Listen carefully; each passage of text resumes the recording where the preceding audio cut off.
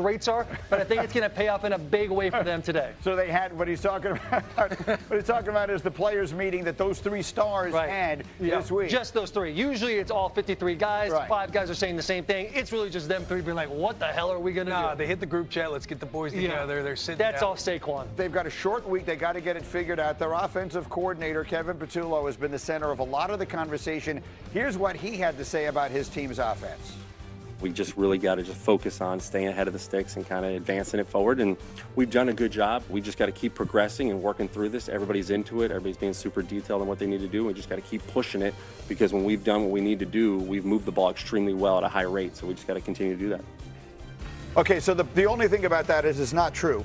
The Eagles' offense has not been moving the ball at all. I mean, it's just not what's happening here. They are 30th this year in total offense. They are 31st in passing offense. Only the Titans, who have the rookie quarterback Cam Ward, have passed for fewer yards per game than the Eagles have, and we have a bunch of other stats we could show you to make the point we thought that one would do enough. So, Dan, I put you on the case here. You weren't with us on Monday. Again, you had the game. So we talked at great length about the Eagles and what's right and what's wrong and what they can do to get it fixed. And they're doing it all in a short week. What do you have? Well, you can't be simple and predictable. And that's where they are offensively. You can be simple, but you got to make it confusing to defenses. I'd say this, the number one starting point for me is that they are in the shotgun basically every snap. Jalen Hurts has taken 6 snaps underneath the center. And so there, at times you can get tells. See how far Saquon Barkley is behind Jalen Hurts?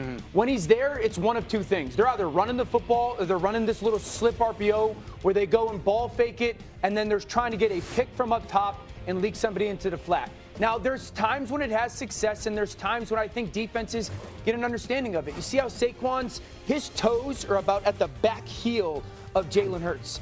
Again, I think that there's more than not, indicators that this is going to be either that downhill run or that little RPO that they run. And this ball's handed off to Saquon Barkley. Now, if you go to where Saquon's a little bit more attached at the hip, if you watch where his toes are almost equivalent to Jalen Hurts, that's more often than not going to be a pass for this offense. Now, it's not 100%. It's not a black and white guarantee. But when this is the downside to living in the gun. And this isn't a war on shotgun. But I'll reiterate, they've been underneath the center 6 times this year if you take away the tush push. So when you live in the gun like that, there's defenses watching you and they're gathering tells of, is it likely a pass? Now, the reason this matters is on 1st and 2nd down. You know this. Defenses are gathering information. Hey, when Saquon's a little bit more attached to the hip, we can be anticipating pass. When he's got that depth, we're thinking run. We're thinking RPO. I think that's another layer that's hurting this offense. It's outstanding tape, and it gives you something to watch for as you get set to watch the game tonight. I want to point out one number here. Hembo put together a bunch of unbelievable stats, but C18 is my particular favorite one.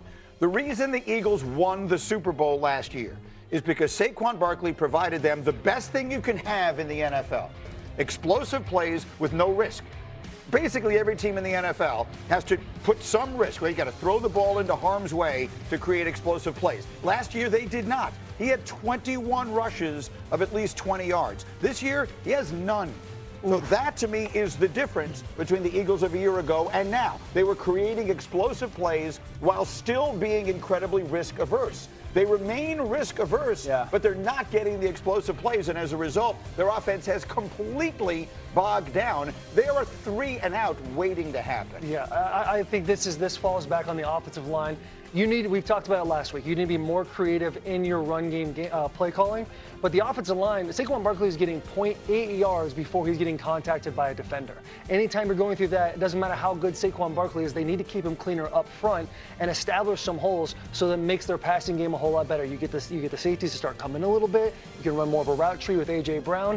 And then your offense starts to feel a little more like it's gelling. If you have one guy missing here, one guy missing there on the offensive side, on the offensive line, it's not going to work out well for you. Luckily, the Giants are giving up 5.2 yards per carry. I also think this, and I'll go back to this, and your perspective of it matters.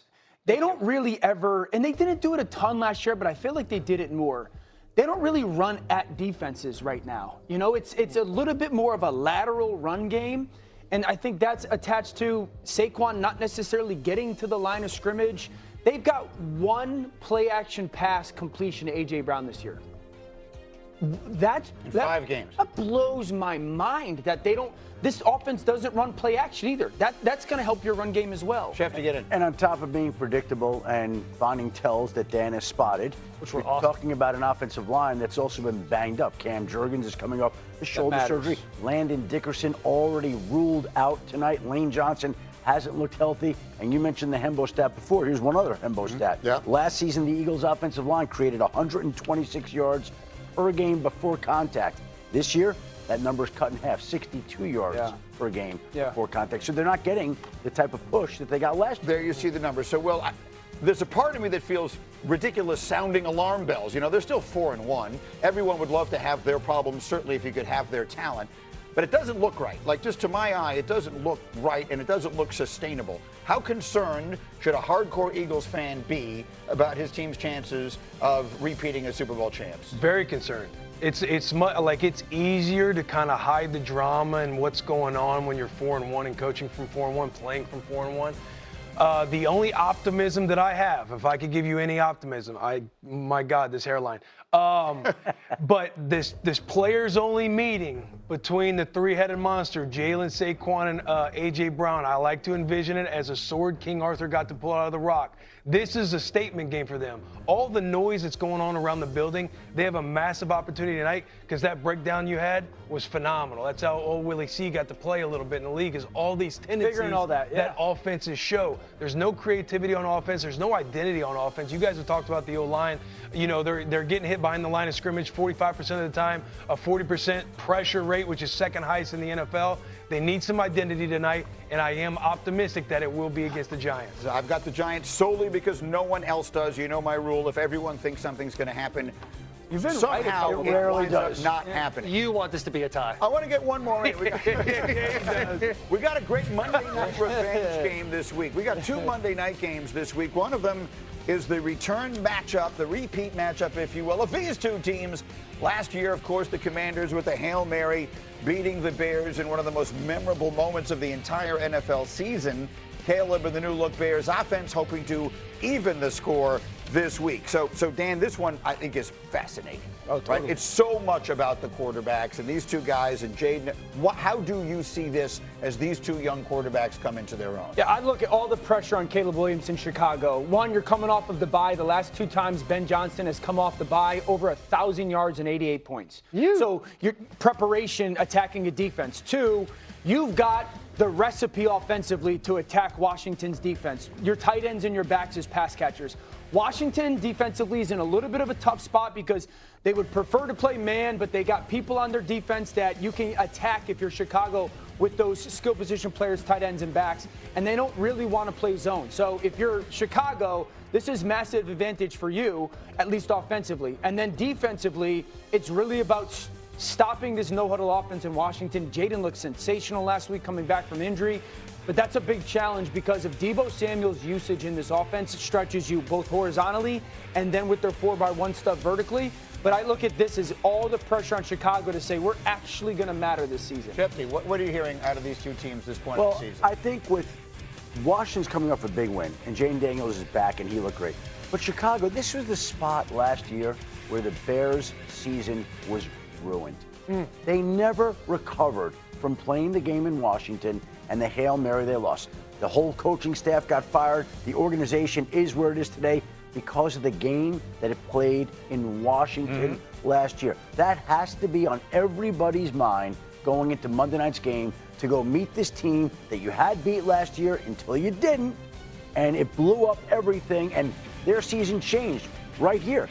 What was their record from this point on? It was terrible. They didn't win another game until like the very, very end. They won one meaningless game. Quickly, what do you make of this Jayden versus Caleb? I think the Commanders as a whole has become a better team than the Bears. The Bears have. Jayden Daniels is the first quarterback to rush for 1,000, the fastest quarterback to rush for 1,000 yards. He did it in 20 games. and he's looked like himself more than ever in this past week. Earlier in the season, I thought just watching him and then him having an injury later in the Packers game, I was like, well, was he injured before? That was kind of my thought process. Watching him come back after a couple of weeks off, I think he looks a lot better. He looks more like himself. That's why I like the Commanders. And I know Taylor will be curious about this. Terry McLaurin is going to have a chance to play on Monday night. That's a big. I texted you about fantasy, and I appreciate you bringing that up on air. Final word, Compton, on this game. DC is going to be on fire. Yeah, do they have the question marks on defense? Yes, but they do have a run defense. They can pressure the quarterback. They are the number one rushing team in the league right now. I think Chicago's going to struggle. And again, Chicago, they haven't really beat anybody worthwhile on defense between the Dallas and the Raiders. I love Washington here.